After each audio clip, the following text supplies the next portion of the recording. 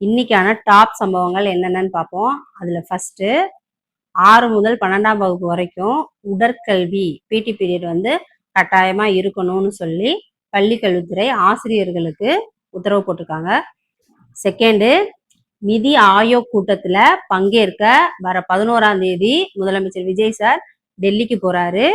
இந்த பயணத்தின் போது முதலமைச்சர் விஜய் சார் வந்து அமித்ஷா, காங்கிரஸோட மூத்த தலைவர்கள் அவங்களெல்லாம் சந்திக்க வாய்ப்பு இருக்கு.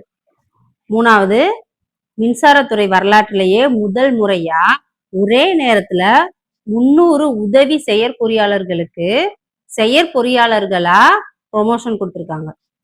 4வது, திருப்பரங்குன்றத்துல தீபமேற்றும் விவகாரத்துல பழைய நிலையே தொடரும்னு சொல்லி அமைச்சர் நிர்மல்குமார் வந்து சொல்லியிருக்காரு.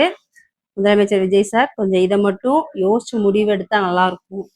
5வது, அமைச்சர் ரமேஷ் அவர்கள் வந்து தன்னை பார்க்க வர்றவங்க பொன்னாடைக்கு பதிலா புத்தகம் வழங்கினா அத மாணவர்களுக்கு வழங்க வழிவகையா இருக்கும்னு சொல்லியிருக்காரு. 6வது, நார்வே தலைநகர் ஆஸ்லோவில் நடைபெற்ற செஸ் 2026 போட்டியில பட்டத்தை வென்ற முதல் இந்தியர் என்ற வரலாற்று சாதனையை படைத்த பிரக்யானந்தாவுக்கு முதலமைச்சர் விஜய் சார் வந்து வாழ்த்து சொல்லியிருக்காரு. 7வது, அதிமுகவோட முன்னாள் அமைச்சர்கள் 5 பேரு தாவேக்கால இணைஞ்சிருக்காங்க. 8வது, டாஸ்மாக்ல 3600 கோடி ஊழல் நடந்திருக்கு, யாரையும் சும்மா விடமாட்டோம், கண்டிப்பா நடவடிக்கை எடுப்போம் அப்படின்னு சொல்லி மதுவிலக்குத்துறை அமைச்சர் விக்னேஷ் அவர்கள் வந்து சொல்லியிருக்காரு. போதை இல்லாத தமிழ்நாடை உருவாக்குறதே எங்களோட லட்சியம் அப்படின்னு சொல்லியிருக்காரு.